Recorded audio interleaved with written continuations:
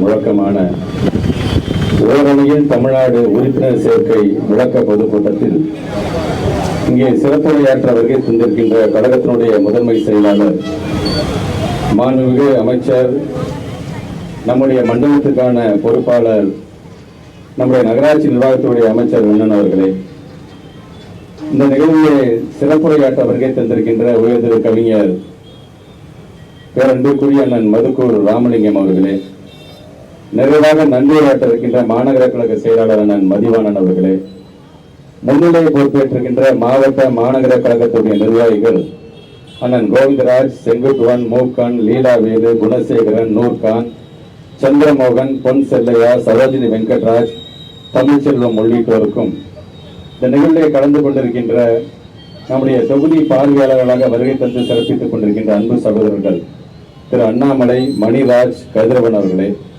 தலைமை செயற்குழு உறுப்பினர்களே, மாநில அணியுடைய செயலாளர்களாக இங்கே வருகை தந்து சிறப்பித்துக் கொண்டிருக்கின்ற அண்ணன் வண்ணை அரங்கநாதன், அண்ணன் KN சேகரன், மோகன், மணிவேல், விஜயகுமார், பாபு, சிவகுமார், செல்வராஜ், ராமசுவாமி, KSN கருணா, சின்ன அடைக்கன், பழனியாண்டி, கங்காதரன், ஸ்ரீரங்கன், ராஜேந்திரன், செல்வம், காயாம்பூர், தங்கவேல், நாகராஜ், சண்முகம், தனசேகரன், ராஜேஸ்வரன், கார்த்தி, மணிமேகலை, பன்னீர்செல்வம், ஜெயநிர்மலா, கீதா, மைக்கேல் ராஜ், செல்வராஜ், சரண்யா உள்ளிட்டவர்களுக்கும் கலந்து கொண்டிருக்கின்ற மாவட்ட மாநகரத்தினுடைய அணியினுடைய அமைப்பாளர்கள், துணை அமைப்பாளர்கள் உள்ளிட்டோருக்கும், கழகத்தினுடைய முன்னோடிகளுக்கும், இயக்கத்தினுடைய பல்வேறு நிலையில் இருக்கின்ற தோழர்களுக்கும், ஒட்டுமொத்தமாக சொல்ல வேண்டும் என்று சொன்னால் முத்தமிழறிஞர் கலைஞருடைய உயிரினும் மேலான அன்பு உடன்பிறப்புகள் உங்கள் அனைவருக்கும் முதலினுடைய வணக்கங்களை தெரிவித்து, வேலென்று வெற்றி தருவது மன்னவன் கோடதும் கோடாதெனின் என்கின்ற வள்ளுவனுடைய வாக்கிற்கு முத்தமிழறிஞர் கலைஞருடைய விளக்க உரை என்பது, ஒரு அரசுக்கு வெற்றியை தருவது பகைவரை வீழ்த்தும் வேலல்ல, குடிமக்களை வாழ வைக்கும் வளையாத செங்கோல் தான் என்கின்ற அந்த விளக்க உரையோடு நடைபெற்றுக் கொண்டிருக்கின்ற இந்த கூட்டத்தினுடைய கருப்பொருள் என்பது, நாளை 3ஆம் தேதி காலையிலிருந்து ஒவ்வொரு பகுதியாக சென்று நாம் உறுப்பினர்களை சேர்த்திட வேண்டும் என்கின்ற தலைமை கழகத்தினுடைய அந்த வேண்டுகோளை நிறைவேற்றுகின்ற வண்ணம் நம்முடைய திருச்சி தெற்கு மாவட்ட திராவிட முன்னேற்ற கழகத்தினுடைய சிப்பாய்களாக அந்த பணியை செய்து முடிக்க வருகை தந்திருக்கின்ற உங்கள் அனைவரையும் நான் வருக வருக வருக என்று வரவேற்பதிலே நான் மகிழ்ச்சி அடைகின்றேன். நம்முடைய மாவட்டத்திற்கான பெருமையாக இருக்கின்ற கழகத்தினுடைய முதன்மை செயலாளர் அண்ணன் அவர்களுடைய கரத்தை வலுப்படுத்துகின்ற விதமாக நாளையிலிருந்து தொடர்ந்து நம்முடைய பணியை நாம் மேற்கொள்ள வேண்டும். அதற்கு காரணம், பொதுவாக ஒன்றிய அரசு 2014ஆம் ஆண்டிலிருந்து பொறுப்பேற்றதிலிருந்து நம்முடைய தமிழ்நாட்டை எப்படியெல்லாம் வஞ்சிக்கிறது என்பதை நாம் வலியுறுத்த வேண்டும். குறிப்பாக நாம் எதிர்க்கட்சியாக இருந்த பொழுது கூட அந்த காலத்தில் இருந்த ஆளுநர் எல்லாம், அதிகாரமே இல்லாத ஆளுநர் எல்லாம் தங்கள் பாட்டுக்கு ஆங்காங்கே சென்று ஆய்வு பணிகளை மேற்கொண்ட பொழுது அப்பொழுதும் எதிர்கட்சியாக நம்முடைய மாண்பு தமிழ்நாட்டுடைய முதலமைச்சர் தான் முதல் குரல் கொடுத்தார். அன்றைக்கு ஆளுங்கட்சியாக இருந்த அதிமுக வாயை மூடிக்கொண்டிருந்தது. இன்றைக்கும் அதை தான் அவர்கள் செய்து கொண்டிருக்கின்றார்கள். ஆக அதையெல்லாம் தட்டி கேட்கின்ற அளவிற்காகத்தான் இன்றைக்கு மக்களிடம் ஒரு விழிப்புணர்வை நாம் ஏற்படுத்த வேண்டும். நமக்கான நிதியாக இயற்கை பேரிடர் என்று வரும் பொழுது அது சென்னையாக இருந்தாலும் அல்லது தென்பகுதியை சார்ந்திருக்கின்ற தமிழகம் எல்லாம் பாதிக்கப்பட்ட பொழுது ஏறத்தாழ நமக்கு வர வேண்டிய 39,000 கோடியை நம்முடைய மாண்பு தமிழ்நாட்டு முதலமைச்சர் கேட்கும் பொழுதெல்லாம் இதோ தருகிறேன் அதோ தருகிறேன் என்று மறுத்துவிட்டு நிறைவாக நாம் எப்பொழுது நாம் நீதிமன்றத்தை நாடினமோ அப்பொழுது மட்டும் 270 கோடி ரூபாய், நாம் கேட்டது 39,000 கோடி, அவர்கள் விடுவித்தது வெறும் 270 கோடி. ஏன் என்னையே உதாரணம், என்னுடைய துறையே உதாரணமாக எடுத்துக் கொள்ளுங்களேன். நம்முடைய கல்வி நிதியாக நமக்கு வர வேண்டிய, நியாயமாக நமக்கு வர வேண்டிய 2152 கோடி ரூபாய் நமக்கு வர வேண்டும் என்று சொன்னால் இன்றைக்கும் அவர்கள் சொல்றாங்க, இல்ல நாங்க சொல்ற கொள்கையில நீங்க கையெழுத்திட்டா தான் அந்த 2152 கோடி ரூபாய் நாங்கள் தருவேன் என்று சொல்லும் பொழுதுதான் நம்முடைய மாண்புமிகு துணை முதலமைச்சர் சொன்னாரு, இது என்ன உங்க அப்பா வீட்டு காசா என்று கேட்டார். உடனே அவங்களுக்கு கோபம் வந்துருச்சு. அவர் எந்த அர்த்தத்திலையும் கேட்கல, அவர்களை அவமானப்படுத்த வேண்டும் என்றெல்லாம் கேட்கல. எங்க அப்பனும் எங்க ஆத்தாலும் எங்க அக்காவும் என் தங்கையும் என் அண்ணனும் என்னுடைய தம்பியெல்லாம் உழைச்ச பணத்தை தானே வரி பணமா உங்களுக்கு கொடுக்கிறோம். ₹1 கொடுத்தா 29 பைசா தருகிறீர்களே என்கின்ற ஆதங்கத்தோடு எடுத்து சொன்னார். ஆக இது மட்டும்தானா, நிதி சார்ந்தது மட்டும்தானா? நாம் யார், நம்முடைய ஐடென்டிட்டி என்ன, தமிழன் என்கின்ற அந்த உரிமையை, அந்த பெருமையை எந்த அளவுக்கு மறைக்க பார்க்கிறார்கள். கீழடி என்கின்ற கீழடியில நம்ம சார்ந்திருக்கின்ற சில சான்றுகளை எடுத்து நம்ம கொடுத்தா நம்முடைய அரசாங்கம் அதை கண்டுபிடிச்சு சொன்னிச்சு, நம்ம 5000 முன்னாடி நம்ம வாழ்ந்தோம்னு சொன்னது எது? அகமதாபாத், குஜராத்தில் இருக்கின்ற அகமதாபாத்தை சார்ந்திருக்கின்ற ஒரு ஆய்வகம் சொல்கின்றது. மகாராஷ்டிராவில் இருக்கின்ற புனேங்கிற ஒரு ஆய்வகம் சொல்லுகின்றது. ஏன் இதெல்லாம் கடந்து அமெரிக்காவை சார்ந்திருக்கின்ற புளோரிடாங்கிற மாநகரத்தில் இருக்கின்ற அந்த ஆய்வகம் சொல்லுது. என்ன சொல்லுது? ஏறத்தாழ 5300 ஆண்டுகளுக்கு முன்பே தமிழன் இரும்பை பயன்படுத்தி இருக்கிறான் என்று அவர்கள் சொல்லுகிறார்கள். ஆக அதை இன்றைக்கு அவர்கள் மூடி மறைக்கின்ற வண்ணம் அவங்க என்னென்னலாம் செய்யறாங்க. அவங்க தமிழ்னா பிடிக்காது, தமிழர்கள்னா பிடிக்காது. வெறும் 25,000 பேர் பேசக்கூடிய சமஸ்கிருதத்துக்கு அவங்க கிட்டத்தட்ட 2150 கோடி ரூபாய் ஒதுக்கீடு செய்கிறார்கள். நம்ம 8 கோடி பேர் பேசுற தமிழ் மொழிக்கு என்று கிட்டத்தட்ட 113 கோடியை ஒதுக்குறார்கள். ஆக இதையெல்லாம் நாம் மக்களும் எடுத்து சொல்ல வேண்டும். அதே நேரத்தில் நம்முடைய திராவிட மாடல் அரசை நடத்தி கொண்டிருக்கிற தமிழ்நாட்டு முதலமைச்சர் தமிழகத்திற்கு என்னென்ன திட்டங்கள்லாம் செய்கிறார் என்று நாங்கள் எடுத்து சொல்ல வேண்டும். இப்படி எடுத்து சொல்லி குறைந்தபட்சம் ஒரு பாகம் என்று வரும்போது 1000 பேர் இருந்தாங்கன்னா அதுல 300 பேரை நாம் இந்த ஓரணியிலும் இயக்கத்தினுடைய உறுப்பினர்களாகவும் சேர்க்கின்ற பணியில் நாளை காலையிலிருந்து நாம் தொடங்கியதை நடத்திட வேண்டும். நம்முடைய மாண்புமிகு அமைச்சர் அண்ணன் பேசும்பொழுது கூட சொன்னாரு, நமக்கான கூட்டத்துல BLA கூட்டத்தில் பேசும்போது சொன்னாரு, எனக்கு நல்ல நம்பிக்கை இருக்கு, நிரம்ப நம்பிக்கை இருக்கின்றது. திருச்சி தெற்கு மாவட்டம் தான் அதிக அளவில் சீக்கிரமாக சேர்த்து தரக்கூடிய அந்த நம்பிக்கை எனக்கு இருக்கின்றது என்று அவர் சொல்லியிருக்கிறார். ஆக அந்த நம்பிக்கையை காக்கின்ற விதமாக நாளிலிருந்து தொடர்ந்து நம்முடைய பணியை நாம் ஆற்றிடுவோம் என்று சொல்லி உழைப்பது நாமாக இருப்போம், உதிப்பது உதயசூரியனாக இருக்கட்டும் என்று சொல்லி நம்முடைய இயக்கத்தினுடைய கழக முதன்மை செயலாளர் மண்டல பொறுப்பாளர் மாண்புமிகு அமைச்சர் அண்ணன் அவர்களை உரையாற்ற வருமாறு நாம் அனைவரும் சார்பாக கேட்டு விடைபெறுகிறேன். நன்றி, வணக்கம்.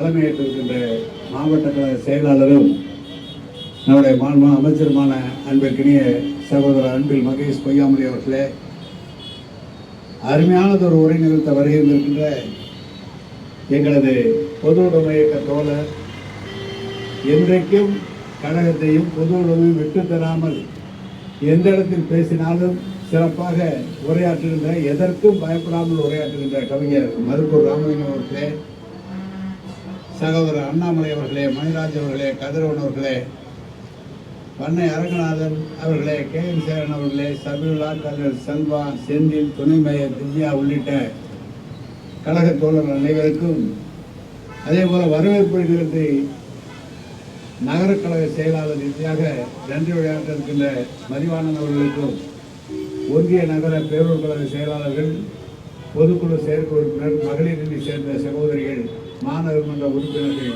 கூட்ட தலைவர்கள் அனைவருக்கும் என்னுடைய நன்றி கலந்த வணக்கத்தை முதலிலே நான் தெரிவித்துக் கொள்கிறேன். ஒரு கூட்டம் மிக சிறப்பாக ஆரம்பிக்கப்பட்டிருக்கிறது. தளபதி அவர்கள் ஓரணியில் தமிழ்நாடு இந்த முழக்கத்தை வைத்து நாம் உறுப்பினர் சேர்க்கை ஆரம்பிக்கிறோம். ஏற்கனவே இருந்த உறுப்பினர்களோடு புதிய உறுப்பினர்களையும் சேர்க்க இருக்கிறோம். அப்படி சேர்க்க வேண்டும் என்று தலைமை கழகத்தின் சார்பாக சொல்லப்பட்டு அதற்காக அவர் பொதுவிலே நிருபர்களை சந்தித்து உரையாற்றி இன்றைக்கு நாளை அவரே இருந்து நேரடியாக இந்த உறுப்பினர் சேர்க்கையை தொடக்க இருக்கிறார்கள். என்ன அந்த உறுப்பினர் சேர்க்கையில இவ்வளவு ஆர்வம் காட்டுகிறார் என்று சொன்னால், இந்த பணியை செய்து முடிப்போம் என்று சொன்னால், அப்படி நாம் வருகின்ற தேர்தலில் செய்யக்கூடிய பணிகள் 60% பணிகளை இப்போதே முடிக்க வேண்டும் என்ற நோக்கத்தோடு நம்முடைய முதலமைச்சர் கழக தலைவர் அவர்கள் சொல்லியிருக்கிறார்கள். இன்னும் சொல்ல போனால் தலைவரை பற்றி நான் சொல்ல வேண்டும். நாங்கள் கலைஞரோடு இருந்தவர்கள், இன்றைக்கு தளபதியோடு இருந்து கொண்டிருக்கிறோம்.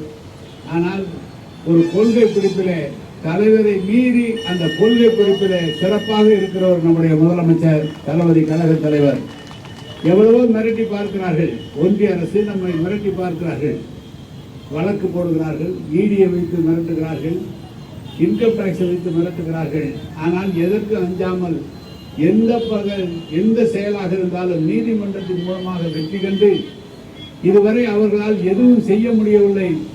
இன்றைக்கு இருக்கிற முதலமைச்சரிலே மிக தைரியமான முதலமைச்சர் இந்தியாவில் இருக்கிறார் என்று சொன்னால் நம்முடைய முதலமைச்சர் அவர்கள் தான் இருந்து கொண்டிருக்கிறார்கள்.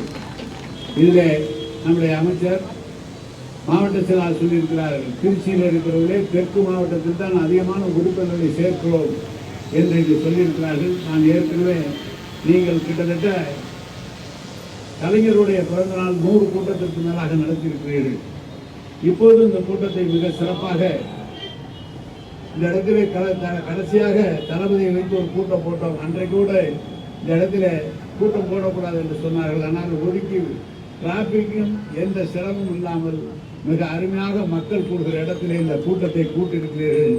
மிக சிறப்பாக இந்த கூட்டம் இருக்கிறது. எனவே நாங்கள் தளபதி அவர்கள் நீதிமன்றத்தில் இதுவரை சென்று வெற்றி பெறாத செயலே இல்லை என்கிற அளவுக்கு நீதிமன்றத்திலே நமக்கு நியாயத்தை நிலைநாட்டியிருக்கிறார். எந்த காலத்திலும் இப்படி ஒரு கவர்னர் இருந்து நாங்கள் பார்த்ததே இல்லை. 6 மாதம் ஆகிவிட்டது வனத்துறையினுடைய சட்டம் நிறைவேற்றி, அதை இப்போதுதான் கையெழுத்து போடுகிறார். எனவே இந்த அரசை முடக்குவதில் அவர்கள் எவ்வளவு ஆர்வம் காட்டுகிறார் என்று உங்களுக்கு தெரியும். ஆனால் அனைத்தையும் தாண்டி இந்தியாவில் முதலமைச்சர் நம்பர் 1 முதலமைச்சராக நம்முடைய தலைவர் தளபதி அவர்கள் விளங்கி கொண்டிருக்கிறார்கள். எனவே இன்றைக்கு கூட்டணி இருக்கிறது. நம்முடைய கூட்டணி மிக சிறப்பாக இந்த கூட்டணியை 7 வருடமாக நடைபெற்ற 7 தேர்தலிலும் அந்த கூட்டணியோடு யாரையும் விட்டுவிடாமல் அவர்களோடு சுமூக உறவோடு நம்முடைய முதலமைச்சர் அந்த கூட்டணியை வைத்திருக்கிறார். ஆனால் எதிரிலே ஒரு கூட்டணி இருக்கிறது. அந்த கூட்டணி எப்படி இருக்கிறது சொன்னால், ஒரு நாள் சென்னைக்கு வருகிற போது அதிமுக தலைமையிலே கூட்டணி இருக்கிறார். மறுநாள் மதுரைக்கு வருகிற போது எங்களுடைய பிஜேபியும் அந்த கூட்டணியில அமைச்சரவையில பங்கேற்கும் என்று சொல்கிறார்கள். கூட்டணி அமைச்சரவை என்று சொல்கிறார்கள். கூட்டணியில பிஜேபியோடு சேர்ந்ததனால் அவர்களுக்கு ஒரு நல்ல கீழே இருக்கிற தொண்டர்கள் ஏற்றுக்கொள்ளவில்லை. இதுதான் நல்ல வாய்ப்பு. 2 முறை அவர்கள் தோல்விக்கும் கூட இன்னமும் திருந்தாமல் தொடர்ந்து அவர்களோடு இணைந்து எவ்வளவோ பிரச்சனை, தமிழ்நாட்டினுடைய கொள்கையெல்லாம் விட்டுக் கொடுத்து, உரிமைகளை விட்டுக் கொடுத்து, எதையும் கேட்காமல் அவர்களோடு இருந்து கொண்டிருக்கிறார்கள்.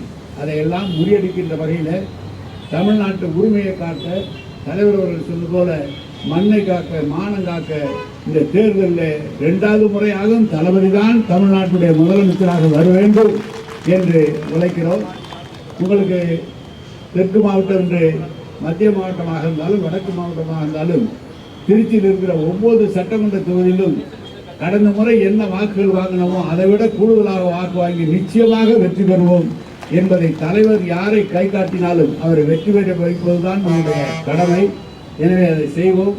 இப்போது நமக்கு 41 தொகுதிகளை தலைவர் அவர்கள் பார்க்க சொல்லியிருக்கிறார்கள். இன்றைக்கு தமிழ்நாட்டில் இருக்கிற 234 தொகுதியிலும் இந்த 41 தொகுதி முன்னணியில் நிச்சயமாக இருக்கும். அத்தனை இடத்திலும் கழக தோழர்கள் சிறப்பாக பணியாற்றி கொண்டிருக்கிறார்கள். இந்த கூட்டம் போல் இன்றைக்கு இந்த இடத்திலே மற்ற இடங்களில் நடைபெறவில்லை. முதலில் நமது திருச்சியில் தெற்கு மாவட்டம் வடக்கு மாவட்டம் தான் நாங்கள் ஆரம்பித்து வைத்தோம். அது மிக சிறப்பாக மக்கள் மத்தியிலும் கழக தோழர்கள் மத்தியிலும் மிக சிறப்பாக வரவேற்றிருக்கிறார்கள். தலைவருடன் காலையில் பார்த்தபோது கூட என்ன எல்லா இடத்துக்கும் போனீங்களா, எப்படி இருக்குன்னாரு. மிக சிறப்பாக இருக்கிற டெல்டா மாவட்டம் என்றைக்கு உங்களுடைய மாவட்டம் என்று அவரிடம் சொன்னீங்க. அதில் நீங்கள் இங்கு மேடையில் அமைச்சர் சொல்லியிருக்கிறார், அனைத்தையும் காட்டிலும் முன்னணியில் இருப்போம் என்று சொல்லியிருக்கிறார். என்னுடைய வாழ்த்துக்களை தெரிவித்துக் கொள்கிறேன். சிறப்பாக செயல்படுங்கள். கழக தலைவர் தளபதி அவர்களை மீண்டும் கழகம் 7வது முறையாகவும் கழக தலைவர் 2வது முறையாகவும் முதலமைச்சராகிற வரை நமக்கு ஓய்வில்லை என்பதை தெரிவித்து, இன்றைக்கு கூட 3 கூட்டங்கள் நடைபெறுகிறது. திருச்சி மாவட்டத்தில் மணிகண்ட ஒன்றியத்தில் ஒரு கூட்டம் நடைபெறுகிறது. இங்கே திருச்சியில் மத்திய மாவட்டத்திலே கூட்டம் டி.கே. செல்வன் நம்முடைய வெளியீட்டு செயலாளர் அவர்களும் வருகை தந்து உரையாற்ற இருக்கிறார்கள். எனவேதான் நான் விரைவில் அங்கு செல்ல வேண்டும் என்று அமைச்சரிடம் சொன்னேன். வந்து பேசிவிட்டு போங்கள் என்று சொன்னார்கள். இதை நல்ல துவக்கி வைக்கிறோம், நீங்கள் வெற்றி பெறுங்கள் என்று சொல்லி வாழ்த்தி விடைபெறுகிறேன். வணக்கம், நன்றி.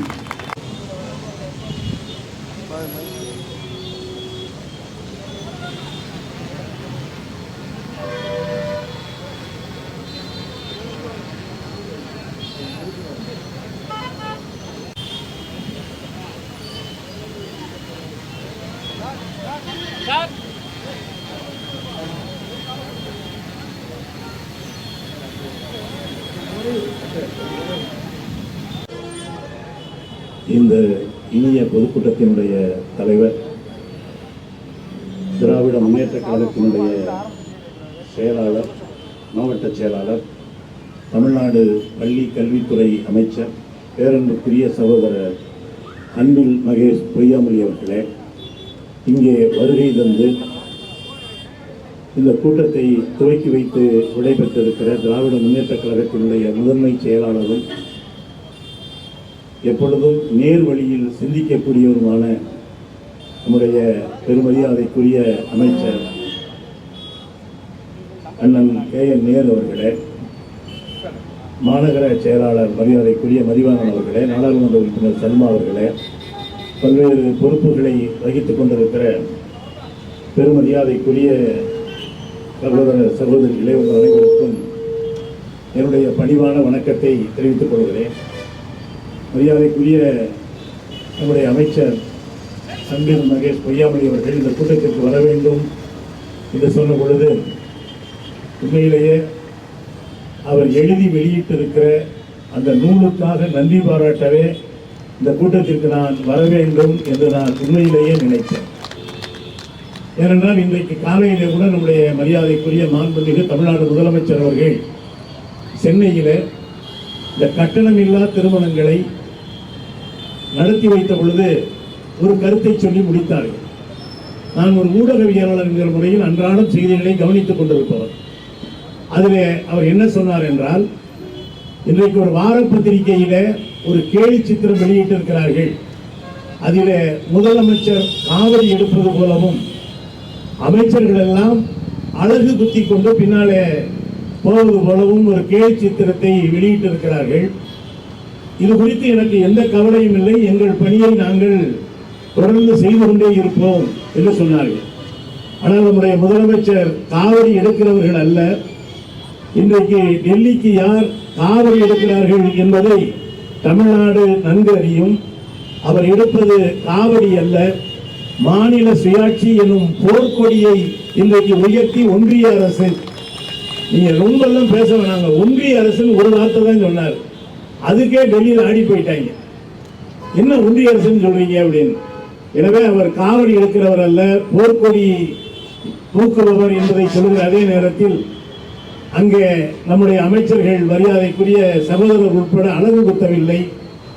உண்மையிலேயே இந்த புத்தகத்திற்கு வைத்திருக்கிற தலைப்பு நான் போராடணும் எடுத்து காட்டிக்கிட்டே இருக்கேன். தேசிய கல்விக் கொள்கை எனும் மத யானை, அதுக்கு பக்கத்திலேயே ஒரு அங்குஜமும் போட்டிருக்கிறார். அதான் இந்த புத்தகம். இவர்கள் அழகு குத்தவர்கள் அல்ல, ஒன்றிய அரசுக்கு எதிராக அங்குஜத்தை ஏந்துகிறவர்கள் என்பதைத்தான் இந்த அறிவாயுதமாக இந்த புத்தகத்தை மரியாதைக்குரிய நம்முடைய கல்வித்துறை அமைச்சர் வெளியிட்டிருக்கிறார். இந்த திருச்சி மாநகரத்துக்கு ஒரு சிறப்பு என்னன்னா, இதுவரை மத கலவரம், மத மோதலே நடக்காத மத நல்லிணக்கத்தினுடைய அடையாளமாக விளங்குவது நம்முடைய திருச்சி மாநகரம். நம்முடைய தெற்கினுடைய இன்னும் சொல்ல போனால் இங்கே இருக்கக்கூடிய ஸ்ரீரங்கநாதர் கூட தெற்கிலே தலை வைத்துத்தான் படுத்திருக்கிறார். அது ஏன் என்று கேட்கிற பொழுது சில ஆன்மீக பெரியவர்கள் சொல்கிறார்கள், பெருமாள் சொன்னாராம், வடக்கே தலை வைத்தால் அந்த சமஸ்கிருத மொழி கேட்கும், தெற்கே தலை வைத்து படுத்தால் தான் செந்தமிழை எப்பொழுதும் கேட்டுக்கொண்டே இருக்கலாம் என்பதற்கே பெருமாளே தெற்கே தலை வைத்து படுக்கிற நகரம் நம்முடைய ஸ்ரீரங்கம். அதுபோல இந்த மண்ணிலே அவதரித்த ஆன்மீகத்தினுடைய முன்னோடியாக இருக்கிற தாயுமான சாமிகள் தான் சொன்னார்கள், எல்லோரும் இன்புற்று இருக்க நினைப்பதுவே அல்லாமல் வேறு ஒன்று அறியேன் பராபரமே என்பது தமிழ்நாட்டினுடைய ஆன்மீகம். ஆனால் இந்த ஆன்மீகத்தை தான் அவர்களால் புரிந்து கொள்ள முடியவில்லை. இன்றைக்கு கூட நம்முடைய முதலமைச்சர் காலையிலே சொல்லி இருக்கிறார், இவர்கள் எல்லாம் போலி பக்தர்கள் என்று சிலரை சொல்லி இருக்கிறார். நாம் இந்த மேடையிலிருந்து அடக்கமாக சொல்லிக் கொள்வது, தமிழ் கடவுள் என்று சொல்லப்படுகிற முருகன் ஆண்டி கோலத்திலே கோவணத்தோடு நின்றாலும் நிற்பாரே தவிர உங்களுடைய RSS அரை டவுசருக்குள்ள ஒருபோதும் முருகன் அடங்க மாட்டார் என்பதை நீங்கள் புரிந்து கொள்ள வேண்டும். என்னென்னமோ சொல்றாங்க. அது என்ன வேடிக்கைன்னா, அந்த மாநாட்டுக்கு அதிமுகவை சேர்ந்தவர்கள் எல்லாம் போனாங்க. ஏன்னா எடப்பாடி பழனிசாமியை வாழ்த்து தெரிவித்தார், முருகன் மாநாடு சிறப்பாக நடக்கட்டும். இதை நம்பி அதிமுக முன்னாள் அமைச்சர்கள் செல்லூர் ராஜு, உதயகுமார், கடம்பூர் ராஜு, ராஜன் செல்லப்பான்னு முன்னால் போய் உட்காட்டாங்க. ஆரம்பிச்ச கொஞ்ச நேரத்திலேயே அவங்க போட்டு திராவிட இயக்கத்தையும் அண்ணா பெரியாரையும் போட்டு புழக்கிறாங்க. போன ஆளுகளுக்கு மிச்சரும் கொடுக்கல. ஏன் அங்க போனீங்கன்னு கேட்டா, நாங்க அரசியல் பேச மாட்டாங்கன்னு நினைச்சோம், ஆன்மீகம் தான் பேசுவாங்கன்னு நினைச்சோம் அப்படி என்று இன்றைக்கு அதை சமாளித்துக் கொண்டிருக்கிறார்கள். அவர்கள் பேசுவது ஆன்மீகம் அல்ல, வெறுப்பு அரசியலை தூண்டி விடுவதுதான் அவர்களுடைய நோக்கம். நான் அதிக நேரத்தை எடுத்துக்கொள்ள விரும்பவில்லை. மரியாதைக்குரிய சகோதரர் நம்முடைய அமைச்சர் அவர்கள் இந்த மத யானை அப்படின்னு ஒரு புத்தகம் எழுதியிருக்காரு. நம்முடைய ஸ்ரீரங்கத்தை சேர்ந்தவர் தான் கவிஞர் வாலி. அவர் ஒரு கதை சொல்லியிருக்கார், கதையில் ஒரு செய்தியை சொல்லியிருக்கார். அதாவது வடகலை தென்கலைன்னு வைணவத்தில் 2 பிரிவு இருக்கு. காஞ்சிபுரத்தில் இருக்கக்கூடிய கோயிலுக்கு அந்த யானைக்கு என்ன வடகலை நாமம் போடுவதா தென்கலை நாமம் போடுவதா அப்படின்னு ஒரு சர்ச்சை வந்துருச்சு. இந்த கேஸ் லண்டன் பிரிவி கவுன்சில் வரைக்கும் போயிடுச்சுன்னா பாத்துக்கோங்க. அவங்க ரொம்ப நேரம் யோசிச்சுட்டு என்ன சொன்னாங்கன்னா, ஒரு வாரம் இதை போட்டுக்க, ஒரு வாரம் அதை போட்டுக்கன்னு. அது கூட யானைக்கு இது வடகலையும் தெரியாது தென்கலையும் தெரியாது, அதுக்கு சாப்பாடு கொடுத்தா போதும். அது பார்த்தா இவங்க ஒரு வாரம் கழிச்சு அடுத்து அந்த நாமத்தை மாத்துவாங்கல்ல, அந்த ஒய் யூ சுவடே இருக்கக்கூடாதுங்கிறதுனால ஒரே அடியா போட்டு யானையை சுரண்டுறது. அது ஒரு நாள் என்ன போச்சு, கடுப்பாகி ஏன்டா என்ன போட்டு இந்த இம்சை பண்றீங்கன்னு புட்டிங்கி அடிச்சுக்கிட்டு ஓடிடுச்சு. அப்ப ஒருத்தன் சொல்லியிருக்கான், இந்த யானைக்கு மதம் பிடிச்சிருச்சு அப்படின்னு. அப்ப அங்க இருந்தவர் சொன்னாராம், இந்த யானைக்கு மதம் பிடிக்கவில்லை, மதம் என்கிற பெயரிலே நீங்கள் அடிக்கிற கூத்து தாங்காமல் தான் இந்த யானை ஓடுகிறதே தவிர உண்மையிலேயே இந்த யானைக்கு மதம் பிடிக்கவில்லை என்று சொன்னாராம். இன்றைக்கு நம்முடைய தமிழ்நாட்டினுடைய முதலமைச்சர் சிறுபான்மை மக்களை தன்னுடைய கண்ணே போல் வைத்து போற்றுகிறவர். இது ஒரு 3 யானை கதை சொல்றேன். இதை பார்த்தவர்கள் எனக்கு யானை கதையா தோணிக்கிட்டு இருக்கு. ஏன்னா இது பேரறிஞர் அண்ணா அவர்கள் சொன்ன யானை கதை. கேரளத்தில் ஒரு மிகப்பெரிய யானை திருவிழா நடத்துவாங்க, யானைகளுக்கு ஓட்டப்பந்தய விழா நடத்துவாங்க. அந்த பூரம் விழாவுக்கு பந்தக்கால் நடுறதுக்கு குழியெல்லாம் வெட்டுறாங்க. மிகப்பெரிய மரமாக இருப்பதனால் மனிதர்கள் தூக்கி வைக்க முடியவில்லை. இதை வைத்து யானையை வைத்து அந்த மரங்களை தூக்கி வைக்கிறார்கள். அதுல வரிசையா அந்த குழிக்குள்ள மரத்தை தூக்கி வைத்துக் கொண்டே வந்த யானை ஒரு குழியை பார்த்த உடனே அதுக்குள்ள மரத்தை வைக்க மாட்டாங்க, திரும்ப திரும்ப பின்வருது. இந்த பாகர்களுக்கு ஒண்ணுமே புரியல, அங்குஜத்தை வச்சு குத்துறாங்க. ஏன் யானை வேலையை முடிச்சுட்டு போகலாம், இவ்வளவு நேரம் சரியா தானே வேலை பார்த்தேன், ஏன் வேலை பார்க்க மாட்டேங்கிறேன்னு ரொம்ப நேரம் அந்த யானை திரும்ப திரும்ப வந்த பிறகு அந்த யானை மரத்தை வைக்க நினைத்த அந்த குழியை போய் எட்டி பார்த்தார்களாம். உள்ளே ஒரு சின்ன பூனை குட்டி படுத்து கிடந்தலாம், தவறி விழுந்திருக்கிறது. இந்த கதையை சொல்லிவிட்டு அண்ணா சொல்கிறார், பெரும்பான்மை என்கிற யானை சிறுபான்மை என்கிற பூனைக்கு என்றென்றும் பாதுகாப்பாக இருக்க வேண்டும், அது சிறுபான்மை தானே என்று இம்சை செய்துவிடக் கூடாது என்று அண்ணா அவர்கள் சொன்ன கதை. இன்னொரு கதை, இந்த யானை நம்மோடு நெருங்கி பழகியதால் நமக்கு இருக்கிற பழக்கமெல்லாம் அதுக்கு வந்துருச்சு. இந்த யானை நினைத்தால் ஒரு பெரிய காட்டையே அழிச்சு விட முடியும். இந்த யானை நினைத்தால் ஒரு மலையையே மோதி தகர்த்து விட முடியும். ஆனா நம்ம இந்த யானையை எதுக்கு பயன்படுத்துறோம்? கடைகடையா கூட்டு போய் கையேந்து. இந்த யானை வேறு யாரும் இல்லைங்க, இந்திய பொருளாதாரம் என்கிற மிகப்பெரிய யானையை வைத்துக் கொண்டு இன்றைக்கு ஒன்றிய அரசு நாடு நாடாக சென்று நம் நாட்டை ஒரு யானையை பிச்சை எடுக்க வைப்பதை போல இந்த நாட்டை பிச்சை எடுக்க வைத்துக் கொண்டிருக்கிறார் ஒரு பிரதமர். இங்கே கூட நம்முடைய அண்ணன் நேரு அவர்கள் பேசுகிற பொழுது சொன்னார்கள், அதாவது அந்த கூட்டணி எப்படி இருக்குன்னு. ஒரே ஒரு விசிட்டு போகுங்க, கட்சியை மட்டும் இல்ல குடும்பத்தையே க்ளோஸ் பண்ணிடுவாங்க. அதுக்கு ஒரு கட்சியே உங்களுக்கு உதாரணம். அதுல அப்பாவும் மகனுமே எந்த அளவுக்கு சொல்லிக்கிறாங்கிறதெல்லாம் நமக்கு தெரியும். அந்த அளவுக்கு ரொம்ப ஒரு ஸ்பெஷலான கட்சி அந்த கட்சி. இது எப்படி இருக்குன்னா, முதலமைச்சர் தான் இந்த கதையை சொன்னார். இப்ப போய் அதிமுக பிஜேபி கிட்ட சிக்கிருக்கு. நம்முடைய மாண்புமிகு முதலமைச்சர் ஒரு கூட்டத்தில் சொன்ன கதையை நான் சொல்றேன். இந்த அதிமுக பாஜக கூட்டணி எப்படின்னா, ஒரு ஊர்ல வெள்ளம் வந்துதான். அந்த வெள்ளத்துல பல வகையான பொருள்கள் அடிச்சுக்கிட்டு வந்துச்சான். பல வகையான பொருள்கள் அடிச்சுக்கிட்டு வந்திருக்கு, டேபிள் சேரு பீரோன்னு. அந்த ஊர் ஆளுகள் நின்று ஒன்னொன்னா கப்புன்னு உள்ள குதிச்சு தூக்கி இருக்காங்க. நம்ம காவேரியில வெள்ளம் வர்ற மாதிரி ஒருத்தனுக்கு சேர் சிக்கி இருக்கு, ஒருத்தனுக்கு பீரோ சிக்கி இருக்கு, ஒருத்தனுக்கு ஒண்ணுமே சிக்கல. அவன் சொல்லியிருக்கா, மாப்பிள்ள இப்ப என்ன வருதோ அது எனக்கு தான், தயவு செய்து விட்டு கொடுத்துருங்க அப்படின்னு இருக்கான். இவங்களும் பாவம் சரின்ட்டாங்க. தூரத்துல ஒண்ணு கருப்பா வந்திருக்கு, எதா இருந்தாலும் எனக்கு தான், எதா இருந்தாலும் எனக்கு தான், கப்புன்னு தண்ணியில விழுந்து அதை தூக்கி இருக்கான். இவன் கெட்ட நேரம் அது காட்டுல இருந்து தப்பிச்சு வந்த கரடி. இதை சொல்லிவிட்டு நம்முடைய முதலமைச்சர் சொன்னார், அந்த கரடி வேறு யாரும் அல்ல, பிஜேபி. புதித்து அதை தூக்கியவர் எடப்பாடி பழனிசாமி. இப்ப கரடியும் இதுவும் சேர்ந்து ஒண்ணு, கரடி இதை விட மாட்டேங்குது, இவரால கரடியை விட முடியல. இதுதான் இன்னைக்கு இருக்கக்கூடிய கூட்டணியினுடைய நிலைமை. உண்மையிலேயே நம்முடைய தமிழ்நாட்டிலே இன்றைக்கு காலையிலே நம்முடைய முதலமைச்சர் கட்டணம் இல்லாத திருமணங்களை நடத்தி வைத்திருக்கிறார். திருச்செந்தூருடைய திருக்குறமுழுக்கு நடக்கிறது. கிட்டத்தட்ட 3100 கோயில்களுக்கு குறமுழுக்கு நடக்கிறது. இது அனைத்து ஜாதியினரும் அர்ச்சகராக வேண்டும் என்கிற பெரியாருடைய கனவை நிறைவேறி வைத்திருக்கிறார்கள். இன்னொரு முக்கியமான செய்தியையும் நான் திருச்சி மண்ணிலே இருந்து உங்களோடு பகிர்ந்து கொள்ள விரும்புகிறேன். இதே திருச்சியிலே தான் மக்கள் கலெக்டர் மலையப்பன் என்பவர் குறித்து பேசியதற்காக தந்தை பெரியார் அவர்கள் மீது நீதிமன்ற அவமதிப்பு வழக்கு தொடரப்பட்டது.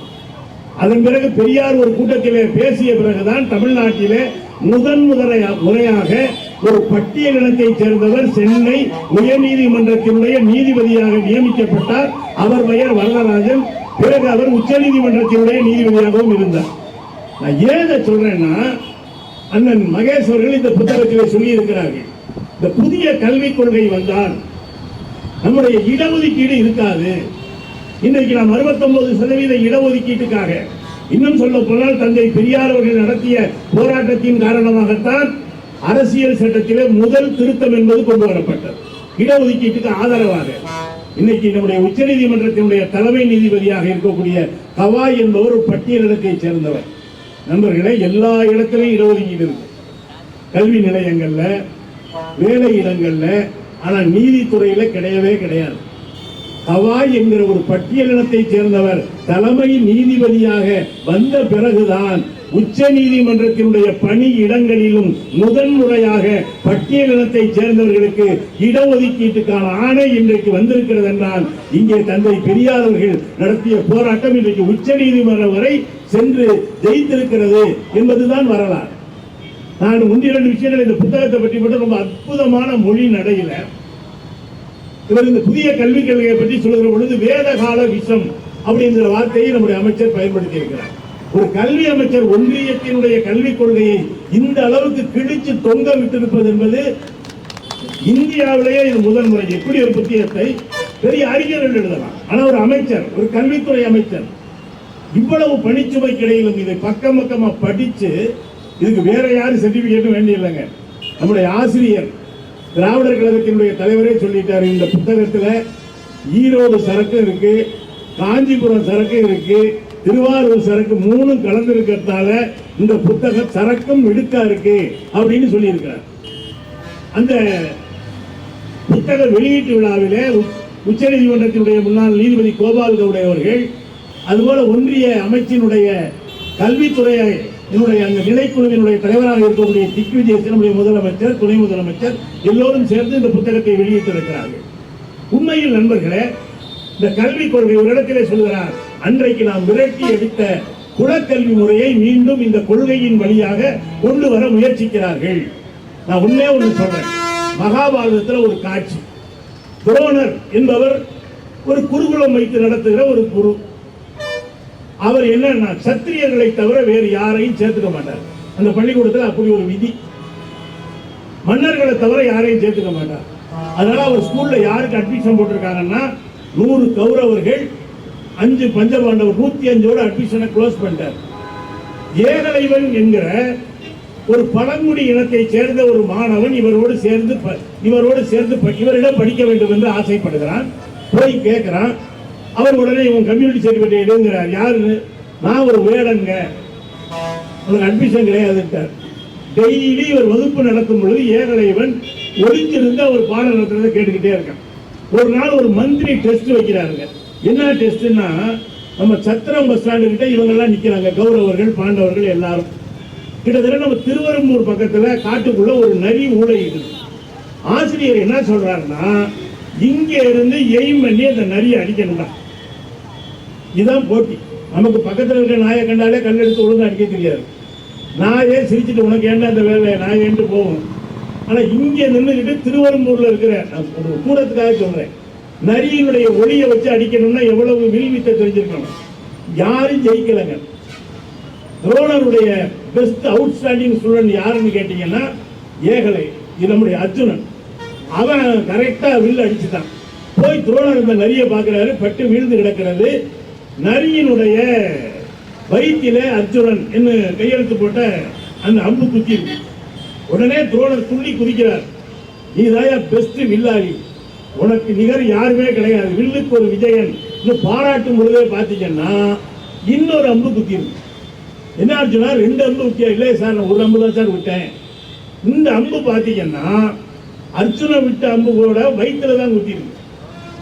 ஆனா இன்னொரு அம்பு இருக்குல்ல, இந்த மர்ம அம்பு, அது நரியினுடைய தொண்டைக்குழிய, அதாவது இவர் கூட நரியை எய்ம் பண்ணியிருக்காரு.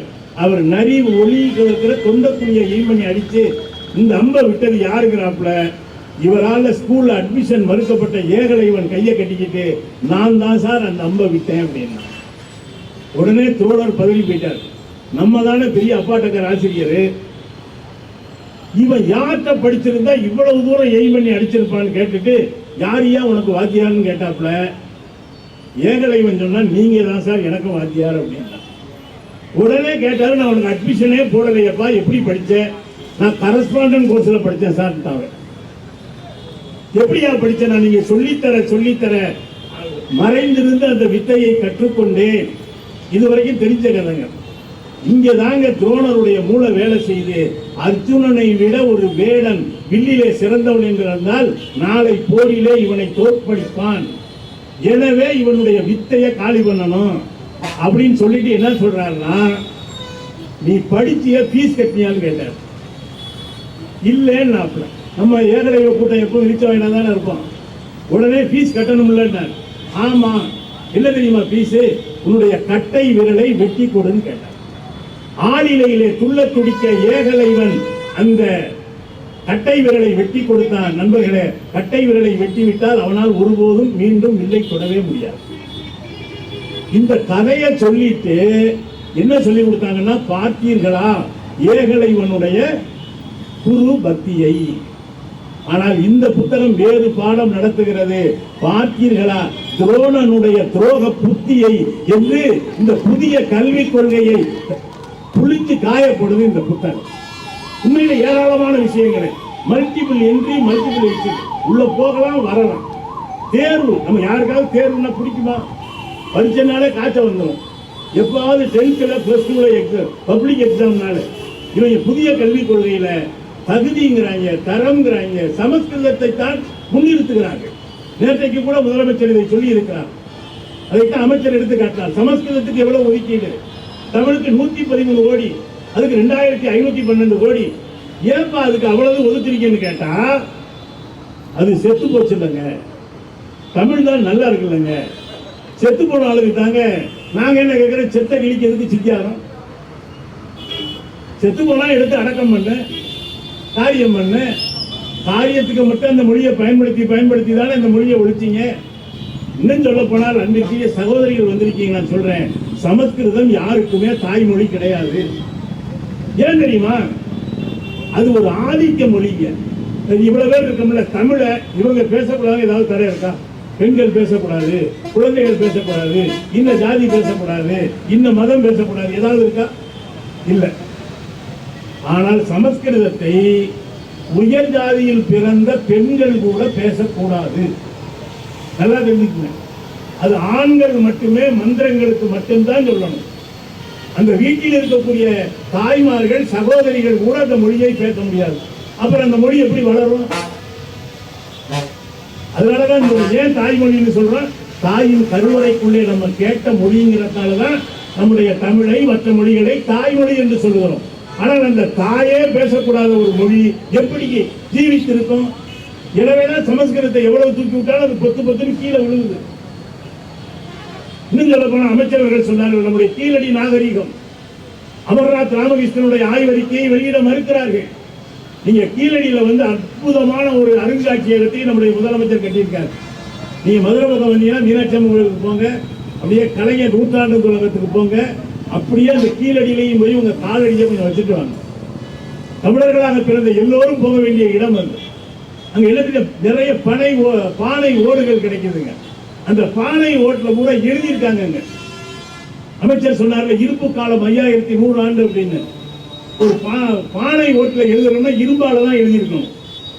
அது என்ன பேர் எழுதியிருக்காங்கன்னா, பானை ஓட்டுல கோதை, நாச்சி என்று பெண்கள் பெயர் எழுதப்பட்டிருக்கிறது.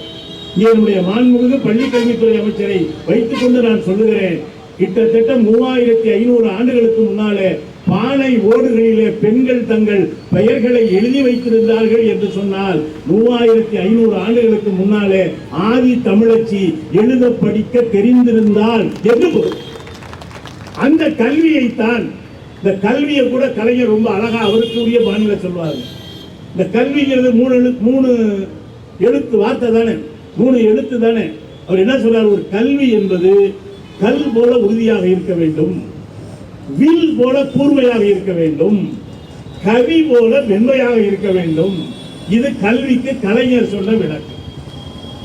ஆனா இன்னைக்கு கீழடி துவங்கி படித்த ஒரு சமூகத்திடம் இருந்து நீங்க படிக்க தகுதி கிடையாது, சமஸ்கிருதம் தான் அளவுகோல் அப்படின்னு வைக்கிறாங்கன்னா இந்த ஒன்றிய அரசை நம்ம எப்படி சகித்துக் கொள்வது? எனவேதான் தமிழ்நாடு போராடும், தமிழ்நாடு வெல்லும் என்று நம்முடைய முதல்வர் சொல்லுகிறார். உங்களுக்கு தெரியும், இருந்தாலும் சொல்றேன், ஒரு காலத்தில் தமிழ்நாட்டினுடைய கோட்டையில, எல்லா மாநில அரசுகளுடைய கோட்டைகளிலேயும் ஆளுநர் தான் சுதந்திர தினம், குடியரசு தினம் 2 தினங்களிலும் கொடியேற்றுவார்.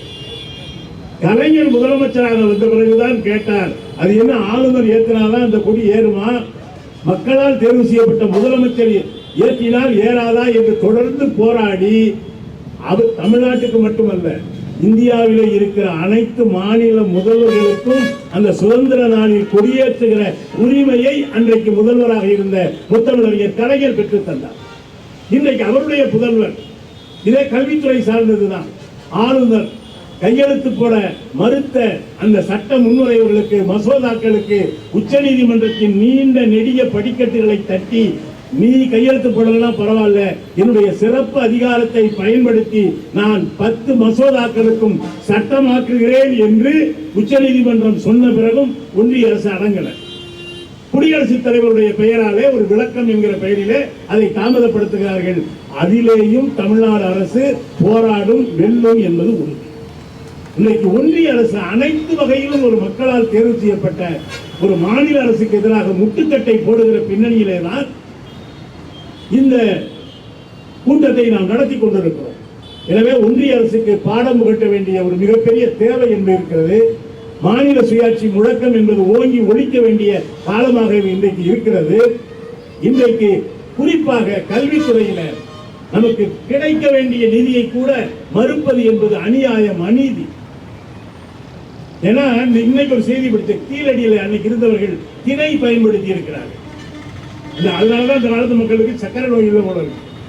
நமக்கு என்ன சிக்கல்னா, ஒரு காலத்துல பணக்காரங்கள்லாம் அரிசி சாப்பிடுவாங்க, ஏழை எளியவங்கலாம் சிறுதானியம் சாப்பிடுவாங்க. இப்ப அப்படியே மாறி போச்சு. பணக்காரங்க போய் சுகரை டெஸ்ட் பண்ணா இனி சோறு நீ எட்டி பார்க்கப்படாது, குதிரைவாளி கழுதவாளி என்னென்ன உண்டு அவ்வளவும் சாப்பிடு. இந்த பக்கம் வந்து சாதாரண மக்கள் அரிசி சாப்பிடுகிறாங்க. ஆனா 2600 வருஷத்துக்கு மேல திணை சாப்பிட்டுருக்காங்க. அந்த திணை சாப்பிட்டதற்கான தடயங்கள் கீழடியில கிடைச்சது. இன்னொன்னு சொல்லவா, பொருணை நதி கரையில தாமிரபரணி கரையில ஒரு பானை ஓடு கிடைச்சது. பானை ஓடுல அந்த காலத்துல செத்தவங்களை பூரா உள்ளுக்குள்ள தூக்கி வச்சு அப்படியே பதிச்சிருவாங்க. அது முதுமக்கள் தாலின்னு சொல்லுவாங்க. அது ரொம்ப எளிமையா சொல்றதா இருந்தா அந்த காலத்து ஃப்ரீசர் பெட்டி அது. இந்த காலத்துல யாராவது செத்த உடனே நம்ம சொந்தக்காரர்கள் கூட போன் பண்றது இல்லை. ஐயா நாரி போயிடுறது முதல்ல ஃப்ரீசர் பெட்டிக்கு தான் போகணும். அதை கூட ஒரு கவிஞன் அழகா சொன்னான், எவ்வளவு பெரிய பணக்காரனா இருந்தாலும் ஃப்ரீசர் பெட்டியை வாடகைக்கு தான் எடுக்கணும். யாராவது சொந்தமா ஃப்ரீசர் பெட்டியை வாங்கி 10 பேர் இருக்கவங்க 10 பெட்டி வாங்கி வச்சுட்டவங்க இதில் நகைப்பெட்டியை வாங்கி வைக்கிறதுக்கு அந்த காலத்து ஃப்ரீசர் பெட்டி தாங்க சிவகலையில கிடைத்த முதுமக்கள் தாலி. அதுக்குள்ள ஒரே ஒரு நெல்மணி கிடைச்சிருக்குங்க. நம்முடைய அமைச்சருக்கு சொன்னாங்களே, அதை நம்ம உள்நாட்டில் கூட பரிசோதிக்கலங்க. அமெரிக்காவின் புளோரிடா மாகாணத்துக்கு ஆய்வகத்துக்கு அனுப்பி இந்த நெல்லின் வயது என்ன என்று கேட்டால் அவர்கள் சொல்லுகிறார்கள், இந்த நெல்லின் வயது 2600 ஆண்டுகள் என்று அவர்கள் சொல்லுகிறார்கள் என்று சொன்னால், அன்பிற்குரியவர்களே, நம் மண்ணில் கிடைத்த ஒரு நெல்லுக்கே வயது 2600. நீங்களும் நானும் முத்தமிழறிஞர் கலைஞரும் பேசிய தமிழ் சொல்லின் வயது என்னவென்று நீங்கள் தயவு செய்து புரிந்து கொள்ளுங்கள். அதனால்தான் இந்தி திணிப்பு சமஸ்கிருத திணிப்புக்கு எதிராக ஒரு மூர்க்கமான போராட்டத்தை இன்றைக்கு நடக்க வேண்டியிருக்கிறது. தாய்மொழியை நாம் இழந்துவிட்டால் நம்முடைய முகவரி, பண்பாடு, வேர் எல்லாவற்றையும் இழந்து விடுவோம். கீழடியில கிடைக்க கிடைக்க அவங்க திடீர்னு சரஸ்வதி நாகரிகம்னு ஆரம்பிச்சிட்டாங்க. சரஸ்வதி நதி எங்க ஓடுதுன்னு இன்னைக்கு வரைக்கும் தெரியல. கேட்ட மனசுக்குள்ள ஓடுகிறாங்க. நேற்று ஒரு புருடா விட்டாங்க. ராஜஸ்தான்ல மகாபாரத காலத்து கட்டடத்தை கண்டுபிடிச்சுட்டோம். 4500 வருஷம். என்னது 2500 நம்ம சொன்னோம்ல, உடனே கொஞ்சம் கூட்டி 4500 போடியா. கேட்டா நீ 10,500 கூட போடலாம், யாரு கேட்க போறா, நீ அடிக்கிற பொருளா தானே. ஆனா இது ஒரு சங்ககால வாழ்வியலுக்கான ஒரு மெட்டீரியல் எவிடன்ஸாக கீழடியும் சிவகலையும் அழகன்குளமும் கிடைத்துக் கொண்டிருக்கிறது தமிழர்களே. எனவேதான் நம்முடைய முதலமைச்சர் ஒரு விடாப்பிடியான இந்த பண்பாட்டை, மொழியை, நம்முடைய கல்வி உரிமையை, நம்முடைய நிதி உரிமையை நடத்துகிற ஒரு பெரும் காலமாக இது இருக்கிறது. நான் ஒன்றை சொல்லி நிறைவு செய்வேன். இந்த கொரோனா காலத்தில தான் அமைச்சர் குறிப்பிட்டிருக்கார் இந்த புத்தகத்தில். கொரோனா காலத்திலே தான் வேகமாக இந்த புதிய கல்விக் கொள்கையை கொண்டு வந்தார்கள். மாநில அரசுகளை கேட்கவில்லை, சட்டமன்றங்களை கூட்டவில்லை, உரியா இதெல்லாம் யார் கொண்டு வந்தாங்கன்னு ஒரு பட்டியல், அதை படித்தாலே போதும் யாரெல்லாம் இந்த கல்விக் கொள்கையின் பின்னால் இருந்தார்கள் என்பதை. அந்த கொரோனா காலத்திலே கொண்டு வரப்பட்ட கொரோனாவை அடித்து வரட்டிட்டோம். அப்பப்ப கிளப்பி விடுறாங்க, மீண்டும் கொரோனா வருமா, அவங்களுக்கு பொழுது வரும்ல. நம்ம கொரோனா காலத்தில் கற்றுக்கிட்ட புது பழக்கம் தான் இந்த சானிடைசரு, மாஸ்க்கு. இன்னமும் கூட பல பேருக்கு சானிடைசர் கையில் கொடுத்தா 2 தேய் தேய்ச்சி மோந்து பார்க்குறாரு. ஏன்னா அது கல்யாண வீட்டில் சந்தனத்தை மோந்து பார்த்த பழக்கம். அவங்க மூக்கு வழியா வாய் வழியா கொரோனா கிருமி உள்ள போகக்கூடாதுன்னு மாஸ்க் போட சொன்னா, நம்ம ஊர்ல சில பேர் இது காடை வழியா தான் போகணும்னு கண்டுபிடிச்சிருக்காங்க. அப்படியே இறக்கி விட்டுற வேண்டியது, அதுல சாம்பார் ரசம் எல்லாத்தையும் தொடச்சுக்க வேண்டியது. எதுக்காக சொல்றேன்னா, கொரோனா போயிடுச்சு, ஓரளவு போயிடுச்சு, வராது, பார்த்துக்கலாம், வந்தா பார்த்துக்குவோம். ஒன்றிய அரசுங்கிற கொரோனாவே சமாளிச்சுக்கிட்டு இருக்க, இந்த கொரோனா வரும் போகும், பார்த்துக்கலாம். ஆனா என்னன்னா, அந்த கொரோனாவுக்கு ஒரு தடுப்பூசி கண்டுபிடிக்கப்பட்ட பிறகுதான் கட்டுப்படுத்தப்பட்டது. ஒன்றிய அரசுக்கு எதிராக அந்த தடுப்பூசி தான் தமிழ்நாடு, அதற்கான ஒரு ஆயுதம் தான் இந்த புத்தகம் என்பதையும் சொல்லி, உண்மையிலேயே அவர்கள் யார் யாரையோ சென்று விரட்டி பார்த்தார்கள். ஆனால் அந்த காலை தமிழ்நாட்டுக்கு வந்தவுடன் முட்டுகிறது.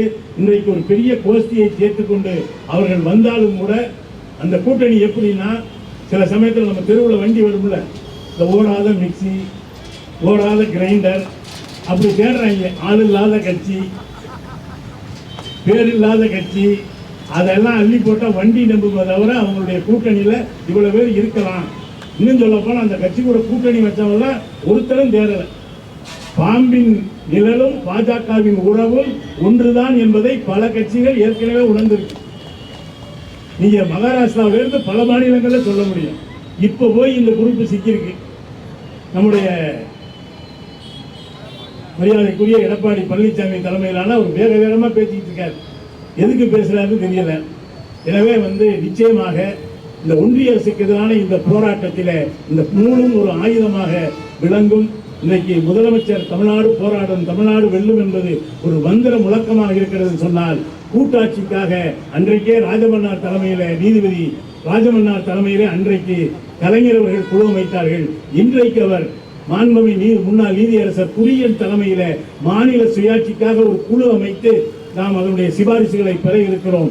அந்த வகையில் இன்றைக்கு நடந்து கொண்டிருக்கிற போராட்டம் என்பது இரண்டு அரசுகளுக்கு இடையிலான போராட்டம் அல்ல, இரண்டு பண்பாடுகளுக்கு இடையிலான போராட்டம், இரண்டு மரபுகளுக்கு இடையிலான போராட்டம். இந்த போராட்டத்தில் தமிழ்நாடு போராடும், தமிழ்நாடு வெல்லும் என்று சொல்லி அரிய வாய்ப்புக்கு மரியாதைக்குரிய அமைச்சருக்கும் மாநகர செயலாளருக்கும் நன்றி சொல்லி என் வார்த்தைகளை நிறைவு செய்கிறேன். நன்றி, வணக்கம்.